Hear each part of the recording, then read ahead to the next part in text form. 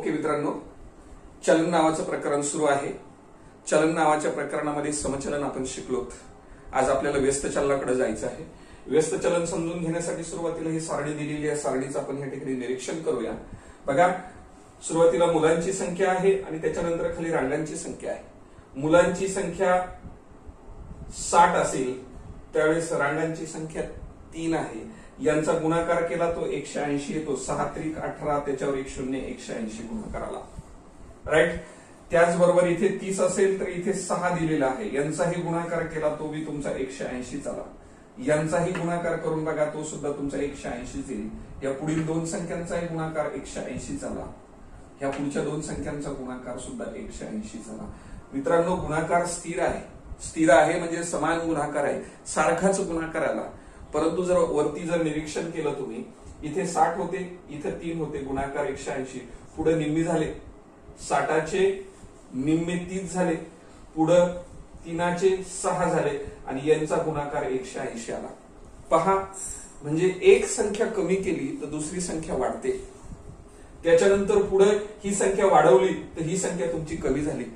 पुढे ही संख्या कमी झाली तर ही संख्या वाढवली. पहा, परंतु गुणाकार मात्र स्थिरच येतो, गुणाकार समान येतो, नाही का. ह्या ज्या संख्या आहेत, एक वाढते तर दुसरी कमी होते, यालाच व्यस्त प्रमाण असं म्हणतात, यालाच व्यस्त चलन असं म्हणतात. गुणाकार मात्र स्थिर आला पाहिजे, हे लक्षात ठेवा. दोन्ही संख्यांचा गुणाकार स्थिर आला पाहिजे, सारख्याच प्रमाणामध्ये. एकामध्ये जेवढं वाढ होते तेवढीच दुसऱ्यामध्ये कमी व्हायला पाहिजे. अलग लक्षात. अशा चलनास आपण व्यस्त चलन असं म्हणतात. आणि मग व्यस्त चलन जर आपल्याला मांडायचं असेल विधानामध्ये तर ते कसं मांडतात बघा. एक्स हे वायशी व्यस्त चलनात आहे, व्यस्त म्हणून हे चलनाचं चिन्ह काढायचं आणि व्यस्त याचा व्यस्त जर लिहायचा असेल तर 1 छेदस्थानी वाय अशा पद्धतीने. समचलनामध्ये आपण छेदस्थानी लिहित नव्हतो, त्याला वरती लिहित होतो. व्यस्त चलनात काय करायचं, हे 2 नंबरचं चल 1 छेदस्थानी अशा पद्धतीने मांडायचं, 1 छेदस्थानी वाय. ओके मित्रांनो, हा एक जसाच तसा. हे चलनाचं चिन्ह काढून टाकायचं, बरोबरचं चिन्ह घ्यायचं आणि के लिहित असतो आपण. बरोबरचं चिन्ह घेऊन आपण के लिहितो. त्याच्यानंतर हा तुमचा 1 छेदस्थानी वाय आहे, जसाच तसा. लक्षात घ्या, हे 1 छेदस्थानी वाय जसे एवढं काढून टाकलं त्याच्या जागी हे टाकलं आपण. पुढे जाऊन आपण याला असं लिहितो आपण, के गुणिले 1 म्हणजेच के. केला एकानं गुणलं के 1 के आणि छेदस्थानी तुमचा वाय हा तुमचा एक्स असतो. तर या ठिकाणी के म्हणजे काय हो, के म्हणजे काय असतो, चलनाचा स्थिरांक. काय असतो तुमचा, चलनाचा स्थिरांक. ओके. त्याच्यानंतर तिरकस गुणाकार करा. बघा, हा एक जसाच तसा. वाय इकडे एक्स कडे आला तर एक्स वाय गुणिले झाला. बरोबर तुम्हाला काय मिळाले इकडे या ठिकाणी के. आणि हे जे समीकरण मिळालं ना मित्रांनो, या समीकरणास चलनाचे समीकरण असं म्हणतात. त्याला काय म्हणतात, चलनाचे समीकरण. पण कोणत्या चलनाचे समीकरण, हे व्यस्त चलनाचं समीकरण. लक्षात ठेवा, व्यस्त चलन मी आधीच लिहून ठेवलं. एक्स आणि वाय हे जर व्यस्त प्रमाणात असतील किंवा व्यस्त चलनात असतील तर मांडताना आपण हा एक्स घ्यायचा, चलनाचं चिन्ह लिहायचं आणि याला 1 छेदस्थानी वाय अशा पद्धतीने मांडायचं. एक्स बरोबर, आता हे काढून टाकायचं तर बरोबर के आणि याला 1 भागिले वाय अशा पद्धतीने मांडायचं. हा एक जसाच तसा. केला एकानं गुणलं के 1 के, छेदस्थानी तुमचा वाय आणि एक्स वाय इकडे लिहिला, गुणाकार झाला, बरोबर इकडे के उरले. याला चलनाचं समीकरण म्हणतात. आणि के तुम्हाला नेहमीचाच माहितीये काय असतो, तो चलनाचा स्थिरांक असतो. अशा पद्धतीने व्यस्त चलन मांडायचं असतं. व्यवस्थित लिहून घ्या आणि लगेच सराव संचाला आपण सुरुवात करणार आहोत.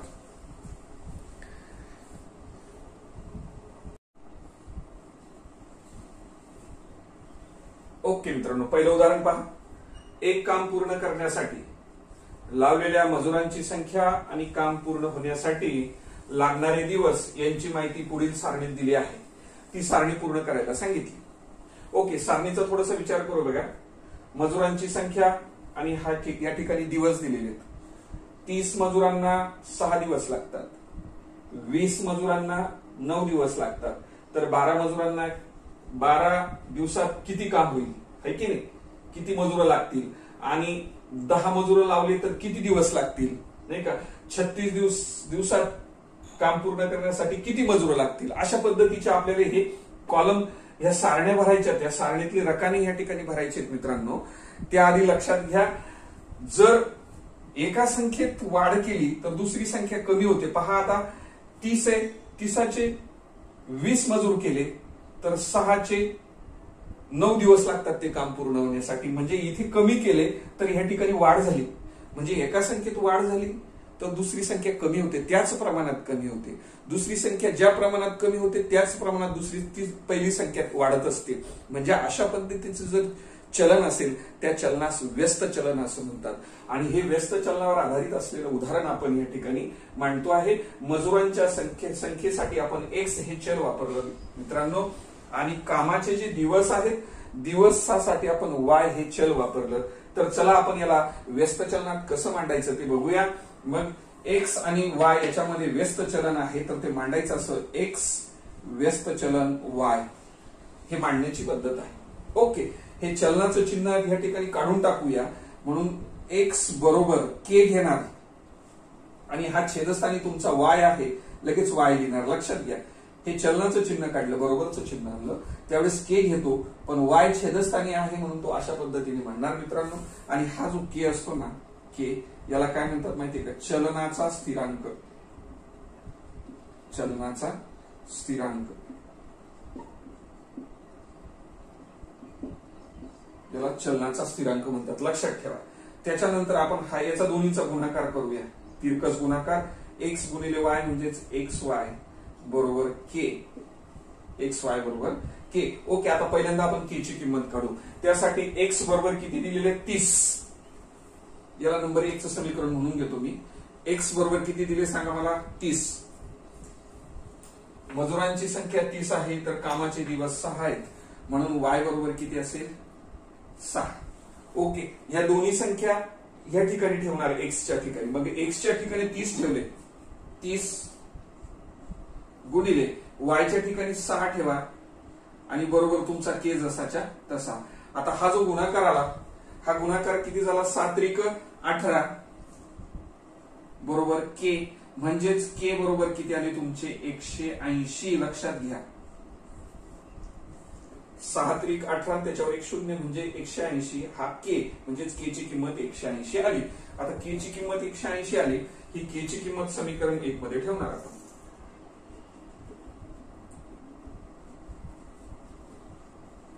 ओके, तुम्हाला व्यवस्थित दिसतं का बघा बरं? पाठीमागे के ची किंमत दिसते. यस, चला, के ची किंमत 180. आता ही के ची किंमत काढलेली बाळांनो ती समीकरण 1 मध्ये ठेवू. के बरोबर 180 समीकरण 1 मध्ये ठेवूया असं म्हणायचं आपल्याला या ठिकाणी. चला, 1 नंबरच्या समीकरणात ठेवू. एक्स वाय बरोबर के किती काढला? 180. आणि ते 180 इथे ठेवलेत. हे जे समीकरण मिळवलं, या समीकरणास काय म्हणतात? चलनाचे समीकरण असं म्हणतात. याला काय म्हणतात? चलनाचे समीकरण. ओके, आता ह्या चलनाच्या समीकरणाचा उपयोग करून आता पुढील किमती आपल्याला शोधायच्या. नंबर 1 बघा, ह्या ठिकाणी एक्स ची जागा रिकामी आहे आणि त्याच वेळेस वाय तुम्हाला 12 दिला. मग याचा अर्थ वाय बरोबर 12 असेल त्यावेळेस एक्स बरोबर किती? म्हणून नंबर 1, जेव्हा वाय बरोबर 12, वाय ची किंमत 12, त्यावेळेस एक्स बरोबर किती असं म्हणणार? एक्स बरोबर किती? 1 नंबर. हे 1 नंबर. चला, तर आता हे चलनाचे समीकरण पुन्हा आणतो. या ठिकाणी चलनाचं समीकरण आहे तुमचं एक्स वाय बरोबर 180. राईट. मग एक्स वाय, एक्स जसाच तसा बाळांनो, वाय ची किंमत 12 आहे, कारण एक्स शोधायचा म्हणून एक जसाच तसा वायच्या जागेवर वायची किंमत 12 टाकली. हे तुमचे 180. राईट. मग आता हे तुमचे 12 गुणिले एक्स म्हणजे 12x बरोबर 180. याचाच अर्थ एक्स बरोबर 180 छेदस्थानी 12. आणि हेच आपल्याला इकडे मांडायचं पुन्हा. आता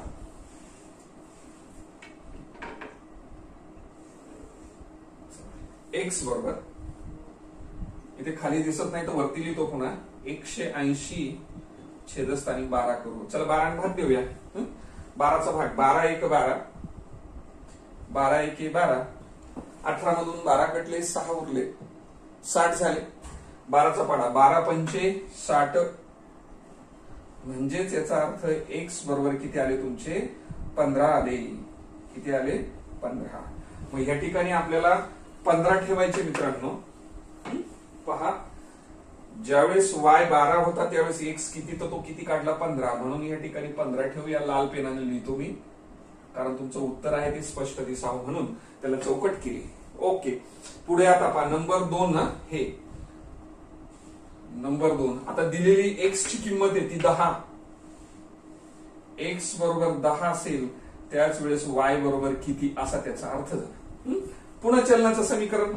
हे चलनाचं समीकरण जे लिहिलेले x बरोबर 180 x बरोबर 180 हे चलनाचं समीकरण.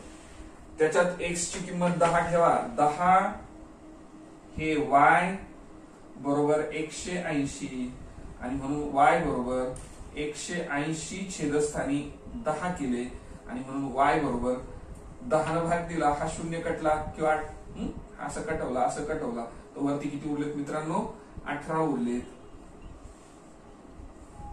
जे 18 उरलेत ते पुढच्या रकान्यात आपण ठेवूया.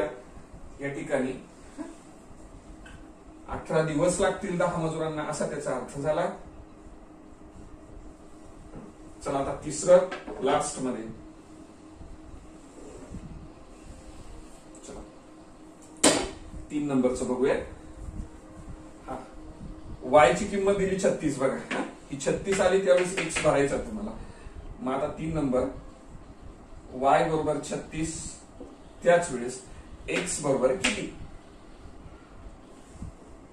x बरोबर किती अशा पद्धतीने आपण लिहिणार. पुन्हा चलनाचं समीकरण. चलनाचं समीकरण xy बरोबर 180 हे चलनाचं समीकरण आपण काढलेले इथे.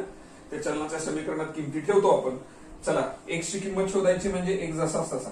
y ची किंमत 36 आहे ती 36 इथे टाकूया बरोबर 180 राईट. आणि म्हणून x बरोबर हे 180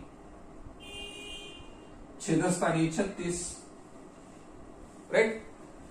आता पहा 36चा पाडा येत नाही असं गृहीत धरू पण 18चा पाडा देतो की नाही तुम्हाला. मग 18चा पाडा येतो तो वरून भाग देता येतो आपल्याला. हे पहा 18 1 18 त्याच्यावर हा एक शून्य 10 झाले आणि 18 दुने 36 म्हणजेच काय आले खाली तुमचे 10 छेदस्थानी 2 आले ना मित्रांनो. वरती 10 छेदस्थानी 2 पुन्हा 2 ने भाग द्या. 2 पंचे 10 म्हणजेच x बरोबर किती आले तुमचे 5. किती आले 5. म्हणजे इथे किती येतील मजुरांची संख्या तुमची 5 असेल. मजुरांची संख्या बरोबर 5. अशा पद्धतीने व्यवस्थित उदाहरण लिहून घ्या. ओके पुढच्या उदाहरणाकडे बघू.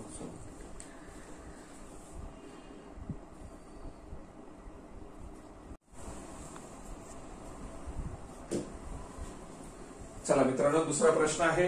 प्रत्येक उदाहरणात चलनाचा स्थिरांक काढा व त्या चलनाचे समीकरण लिहा. अशा पद्धतीचं अतिशय सोपं असं उदाहरण आहे.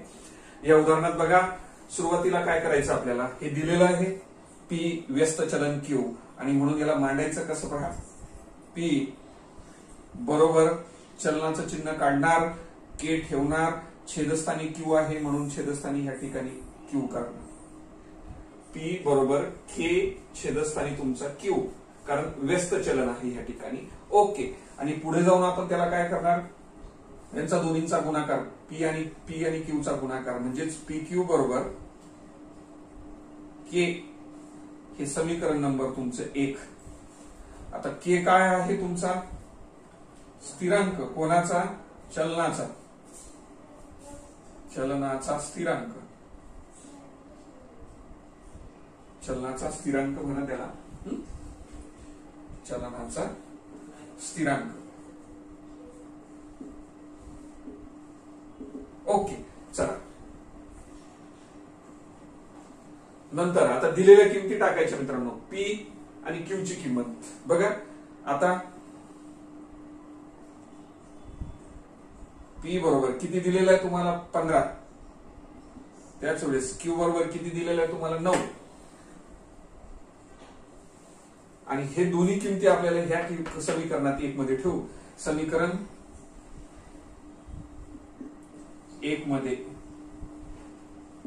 ठेवूया.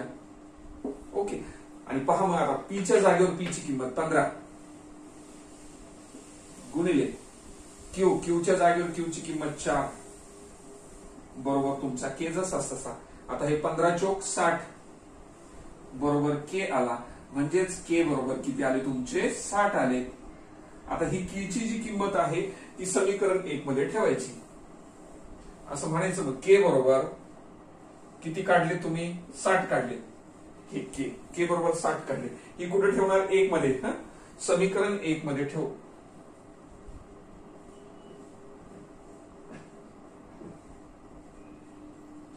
एक नंबरच्या समीकरणात ठेव. मग ज्या समीकरणात ठेवायचं ते समीकरण लिहायचं. पी क्यू बरोबर के आहे की नाही, म्हणून पी क्यू बरोबर के. किती किती काढला 60. आणि हे जे समीकरण मिळालं तुम्हाला पी क्यू बरोबर 60, या समीकरणास चलनाचे समीकरण म्हणतात. याला काय म्हणतात, चलनाचे. बस आपल्याला काय सांगितलं, चलनाचा स्थिरांक म्हणजे के काढायला लावला तो काढला, त्याच्यानंतर चलनाचे समीकरण लिहा आणि ते चलनाचं समीकरण लिहिलं. इथपर्यंतचं उत्तर आहे पहिल्या याच्यामधलं.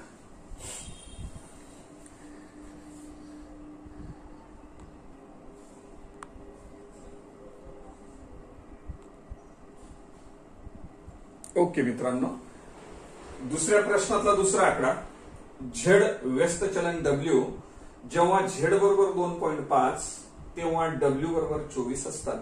तर यावरून स्थिरांक आणि चलनाचं समीकरण काढायला सांगितलं. चला आता हे व्यस्त चलन जसंच्या तसं लिहिलं. झेड बरोबरचं चिन्ह घेतलं या ठिकाणी, चलनाचं चिन्ह काढून बरोबरचं चिन्ह के घेतला आणि छेदस्थानी डब्ल्यू म्हणून तो डब्ल्यू खाली घेतला. काय झालं बाळांनो, आता हे तिरकस गुणाकार करा बरं. झेड गुणिले डब्ल्यू बरोबर काय झाला के. आता हा के म्हणजे तुमचा स्थिरांक, याला समीकरण नंबर आपण 1 म्हणत असतो नाही का.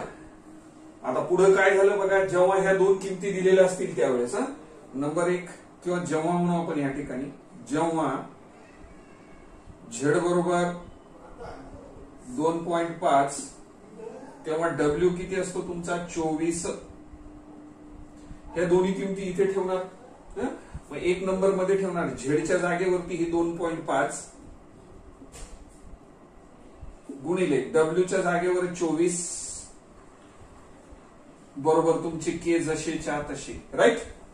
ओके, आता यांचा गुणाकार करणार. 24 आणि 25 आणि 24 असं समजूया आपण गुणाकार. बघा 25 चोक 100, 100 शी 0, हातच्याला आला 1, 25 दुने 50, किती झाले 60 होतात का गुणाकार. बघा हातच्याला आला 25 चोक 100, 100 शी 0, हातच्याला आला 10 आणि 25 दुने 50, 50 ते हातच्याचे 10, 60 झाले. किती आले इथं गुणाकार 600. पण दशांशस्थळ बघा हा एक दशांशस्थळ ठेवलेला आहे, म्हणून इथे एक अंक सोडून दशांशस्थळ ठेवला बरोबर या ठिकाणी के. याचाच अर्थ के बरोबर किती आले मित्रांनो 60. गुणाकार लक्षात आला तुमचा कसा आला, 25 आणि 24 चा गुणाकार केला. दशांशस्थळ एक अंक सोडून आहे म्हणून आपल्याला या ठिकाणी दशांशस्थळ द्यावा लागेल. हा दशांशस्थळाच्या नंतरच्या शून्याला काही अर्थ नसतो, म्हणून या ठिकाणी 60 आले. के बरोबर 60 आणि ती किंमत आहे तुमचं स्थिरांक. आता ही किंमत आपण कुठे ठेवतो 1 नंबरच्या समीकरणात नाही का, म्हणून के बरोबर किती आली 60. समीकरण 1 मध्ये ठेवू. कोणत्या समीकरणात ठेवणार 1 नंबरचं, म्हणजे 1 नंबरचं समीकरण लिहिणार. झेड डब्ल्यू बरोबर के म्हणजेच हा 60, हे म्हणजेच काय 60. आणि ह्याच काय म्हणतो आपण, के ची किंमत ठेवल्यानंतर याला म्हणतो चलनाचे समीकरण. याला काय म्हणतो चलनाचे समीकरण. ओके, अशा पद्धतीने हा प्रश्न कंप्लीट झाला.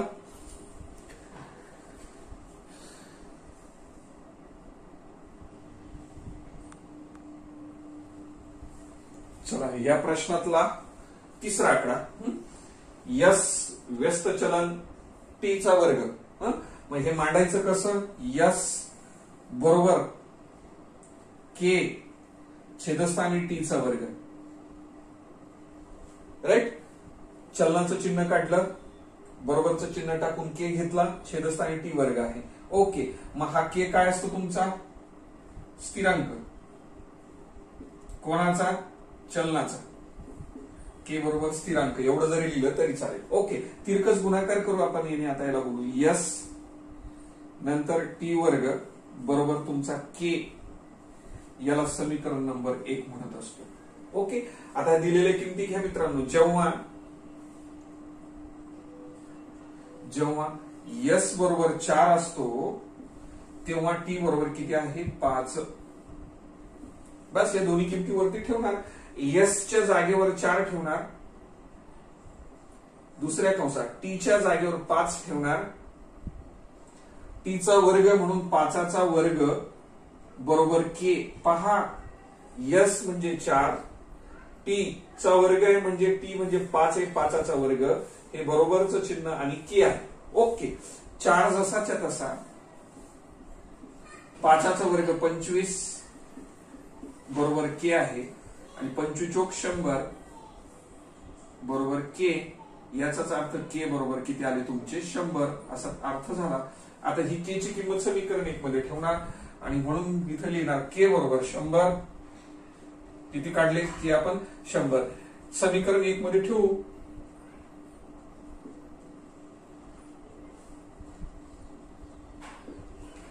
समीकरण 1 मध्ये ठेवू. चला 1 नंबरचं समीकरण लिहा. यस टीचा वर्ग. पहा, यस टीचा वर्ग बरोबर की के म्हणजे किती? 100 इथे, आणि म्हणून या ठिकाणी 100 टाकणार आपण केच्या जागेवर. आणि हे जे समीकरण मिळालं मित्रांनो, याला म्हणतात चलनाचे समीकरण. याला काय म्हणतात? चलनाचे समीकरण. ओके, चला हा आकडा या ठिकाणी संपला. पुढचा आकडा घेऊया.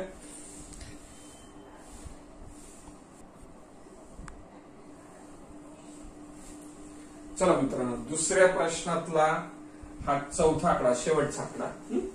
दोघांमध्ये व्यस्त चलन आहे, ते मांडूया आपण. एक्स व्यस्त चलन 1 छेदस्थानी वर्गमुळात वाय. चलनाचं चिन्ह काढणार.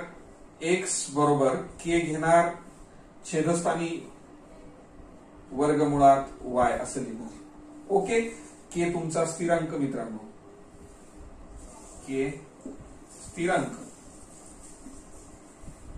हा स्थिरांक आहे. आणि हे बघा, आता तिरकस गुणाकार करूया. याने याला गुणा. एक्स वर्गमुळात वाय बरोबर के, याला समीकरण नंबर 1 म्हणू शकतो आपण. राईट.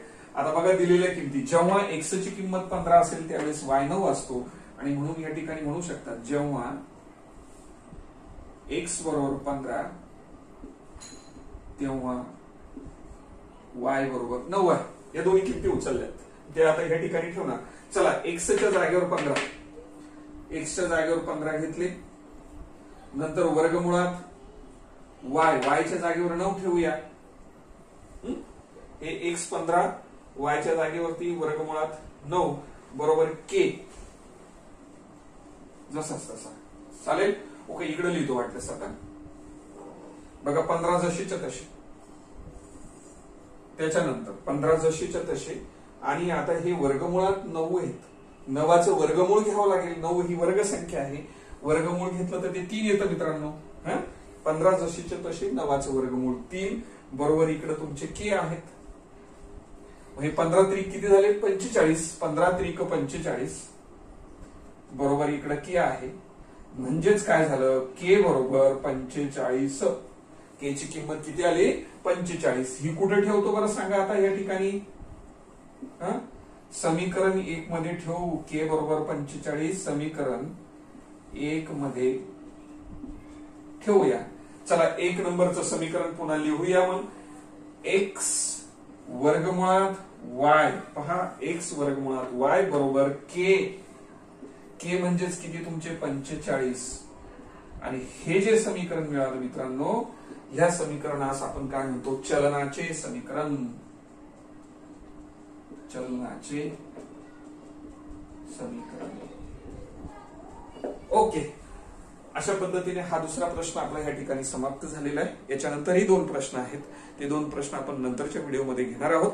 जर तुम्हाला व्हिडिओ आवडला असेल तर लाईक करा आणि चॅनलला सबस्क्राईब करायला विसरू नका. धन्यवाद.